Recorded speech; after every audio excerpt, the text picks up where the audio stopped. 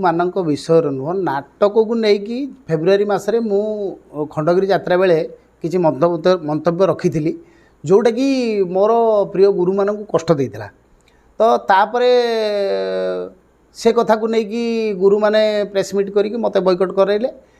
कराइला मु social media पुणी भूल मागी से कथार गुरु मैंने संतुष्ट हेले ना पुणी मत खबर देते से 2 थर 3 थर सार मैंने कहते 2-3 थर ते खबर दिया तू आसुना मु कौन प्रकार खबर पाई नी और शेष थर खबर जो चिठी आम प्रयोजक किशोर चंद्र मिश्र मध्यम गला मु खबर पाइली 17 तारिख ओमा बैठक में जोगदेवाई से कौन होता ना मोर गोटे फैमिली ऑपरेशन केस होता जो मुझे जाई न पारी मु दरखास्त गोटे लिखी देती जोटा कि सहीटा टी व्यतिक्रम होगा मु 2 खंड दरखास्त मो मालिक को देती जेहेतु मालिक मध्यम ओमार आड्रेस किसी मो पाखे नाला तेणु मु मालिक को देती मालिक जो गोटे दस्खत मराई गोटे दस्खत मराहनी से बिना दस्खत बाबू पठे देते बावलारे तो पुणी आउ थे दस्खत मराही जो दरखास्त पठाला किंतु ताकू भी सार मैंने ग्रहण कले तांकर गोटे रहा जे दया मीटिंग की आसवा दरकार जदि मीटिंग की न आसो ताहले आमे कौन प्रकार नाटक करने जीवन विश्व दरबार से कथा बलवत्तर रही रही बर्तमान आसिक जून 20 तारिख होगला आज दिन सारा 3 दिन आज दिन सारा ना 2 दिन 3 दिन धरिकी आमर प्रयोजक किशोर चंद्र मिश्र भारी मानसिक निर्यातना भितर अच्छा जो कि नाटक एपटे हो पारनी दया आसवा दरकार सार मैंने भी आसवा दरकार राइटर आसवा दरकार समस्ते आम समस्त परिपूरक तेणु मानसिक चापर से रही प्रति घंटा को थे मत फोन करता दया कौन करा बोली बाबू मु कौन करु अपराधटा कौन कर मत एत बड़ दंड दिहूँ मुझे तो अन्य मानक भाया सेमती स्लांग यूज करनी कि किसी करनी मो मन जहाँ कहला किंतु मु तो सेमती किसी करनी मुझे लिखित आकार देती जदि सार कहते मुझे क्षमा मागबी किसी असुविधा ना कारण गोटे अनुष्ठान कथा मो कैरियर कथा गोटे मालिक कोटी कोटी टଙ୍କା खटई सबू कथा को लेकिन मत क्षमा मागे किसी असुविधा ना मोर तो से गुरु से सार मैंने मत कहते जदि पुओ जंघरे हगिदेला कौन जंघ काटिदेवी अश्रुमोचन सार कहते तो सही पुओटा जी हगिदे जंघरे जंघ कटाकटी मत कथा जाई नहीं गुह पोछा मत कथा जाइए तो से दृष्टि सार मैंने मत आज एमती गोटे परिस्थिति सृष्टि है जे मु राति 11टा बेले आसिकी एठी आमर जे ओमा ओडिशा मास्टर एसोसिएशन ल प्रेसिडेंट अच्छा विजय सार को घरे पहुँचली एटी बाई फोन ले हरबा सार सहित कथा हली मु भारी दुखित सबू सार सहित मोर अति उत्तम संपर्क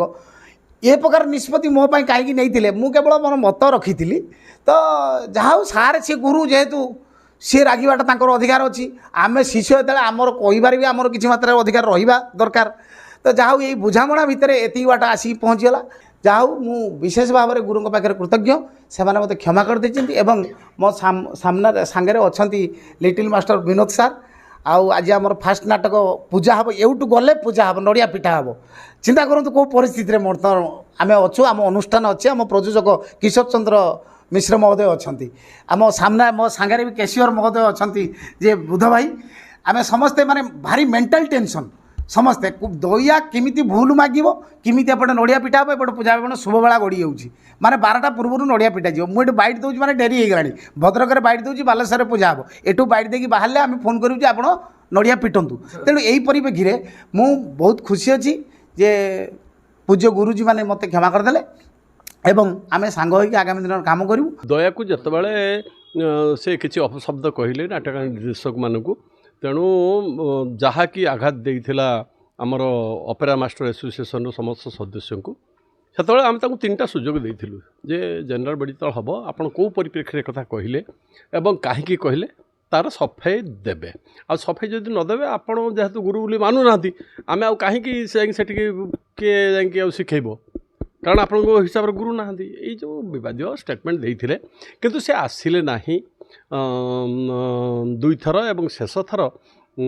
केवल तांकोपाई आम गोटे जनरल बॉडी डाकिलु मु कही दिए गोटे जनरल बॉडी डाकिले मिनिमम 1 लाख रू 1.5 लाख टका खर्च हुए कारण किए कौटू आसे कार धरिकी 4,000-5,000 टका पेट्रोल पुड़की सी आसिले ना गोटे चिठी पठेले किंतु सेटा दस्खत नाला तेणु ताकू कई ग्रहण कले ना तेणु आमे माने निष्पत्ति कलु एवं फाइनल निष्पत्ति है जे आउ दया बाबू जो पार्टी थे आम से पार्टी आउ नाटक करने जीवा ना गतकाली बही पूजा था आमर नाटक निर्देशक गले ना न ଯିବାରୁ ମାଲିକ ନିଶ୍ଚିତ ଭାବରେ ଚିନ୍ତିତ ହେଲେ କାରଣ ଗୋଟେ ଜଣେ ନା କଳାକାରକୁ ଛାଡ଼ି ହେଉଛି ନା ସାର୍ମାନଙ୍କୁ ଛାଡ଼ି ହେବ ନ୍ୟାଚୁରାଲ୍ କଥା ବହୁତ ପଇସା ଦେଇଛନ୍ତି ସେ ପୁଣି ସେ ତାଙ୍କର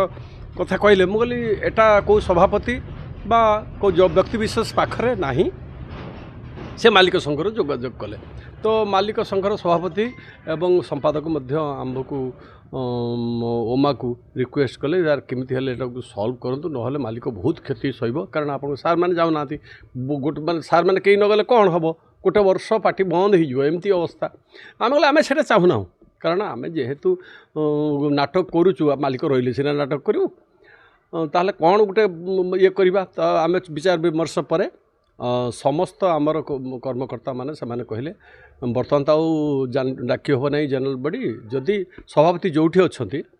ମୁଁ ତ ଭୁବନେଶ୍ୱରରେ ଥିଲି କାଲି ଆସିଲି ଭଦ୍ରକକୁ ମୁଁ ଆସିଲି ଅନ୍ୟ ପରିପ୍ରେକ୍ଷୀରେ ମୋର ନାଟକ ଅଛି ଏଠି କରିବି ବୋଲି ଯାହା ହଉ ସିଏ ଜାଣିଲେ ଯେ ଭଦ୍ରକରେ ଅଛନ୍ତି ସାର୍ ମୁଁ ଭଦ୍ରକକୁ ଯିବି ତେଣୁ ସେ ଆମର ନାଟ୍ୟକାର ଆମ ନବଘନ ରାଉଳ ଏବଂ ନିର୍ଦ୍ଦେଶକ ବିନୋଦ ରାଉତ ସିଏ ମଧ୍ୟ ଆସିଲେ ଏବଂ ଦୟା ଆସିଲେ ଏବଂ ତାଙ୍କର ପକ୍ଷ ରଖିଲେ ସାର୍ ମୋ ଦେହ ଖରାପ ଥିବାରୁ ମୁଁ ଜେନେରାଲ୍ ବଡ଼ିକି ଯାଇପାରିଲିନି ସେ କଥା ମୁଁ ଚିଠି ଦେଇଥିଲି ହଁ ଚିଠି ଦେଇଥିଲା ଯେ ଦସ୍ତଖତ ନଥିବା ଚିଠିଟା ଆମେ ଗ୍ରହଣ କଲୁ ନାହିଁ ଆଉ ନା କ'ଣ କହୁଛୁ ନା ସାର୍ ମୁଁ କ୍ଷମା ମାଗୁଛି ମୁଁ ଭୁଲ କହିଛି ମୁଁ ଇମୋସନାଲ୍ କହିଛି ଏବଂ ଆଜିକାଲି ସେ କମେଡ଼ିଆନଙ୍କର ରୋଲ୍ ଛୋଟ ହେଇଯାଉଛି ଯାହା ବି ଅଭିଯୋଗ ଅଛି ତୁମେ ଆମେ ଡାଇରେକ୍ଟ କହିପାରିଥାନ୍ତ ମିଡ଼ିଆକୁ ଯିବାଟା ଠିକ୍ ନଥିଲା ଏବଂ ଯେଉଁଥିପାଇଁକି ଆଘାତ ପାଇଲେ ସବୁ ସାର୍ମାନେ ଆଉ ସବୁ ସାର୍ମାନେ ଯେ ଲେଖୁନାହାନ୍ତି ଏମିତି କଥା ନୁହେଁ ହୁଏତ କିଛି ସାର୍ମାନେ ଅନ୍ୟ କାହାକୁ ପ୍ରାଧାନ୍ୟ ଦେଉଛନ୍ତି ଯାହା ହଉ ସେ କାଲି କ୍ଷମା ପ୍ରାର୍ଥନା କଲେ ଆମେ ଆମର ନିଷ୍ପତ୍ତି କଲୁ ଫୋନ୍ ମାଧ୍ୟମରେ ଆମେ ଯୋଗାଯୋଗ କରିକି ଆମର କର୍ମକର୍ତ୍ତାମାନଙ୍କୁ ନିଷ୍ପତ୍ତି ନିଆଗଲା ଯେ ଠିକ୍ ଅଛି ଦୟା ଉପରୁ ଯେଉଁ ଆମେ ପ୍ରତିବନ୍ଧକ ଲଗାଇଥିଲେ ତାକୁ ଆମେ ହଟେଇବା ଅନ୍ୟ ପକ୍ଷରେ କହିଲେ ଯେ ନିଳମ୍ବନ ଯେଉଁ ଆମେ ନିଜ ଉପରେ ଲଗାଇଥିଲୁ ଯେ ଆମେ ଯିବୁ ନାହିଁ ଯେଉଁଠିକି ଆମ ନିଳମ୍ବନ ଆମ ନିଜ ଉପରେ ଉଠାଇଥିଲୁ ଏବଂ ତାଙ୍କୁ କୁହାଗଲା ଯେ ଯେତେବେଳେ ଜେନେରାଲ୍ ବଡ଼ି ଆରମ୍ଭ ହେବ ପ୍ରଥମ ଜେନେରାଲ୍ ବଡ଼ି ହେବ ଆଫ୍ଟର ରିହର୍ସାଲ୍ ତ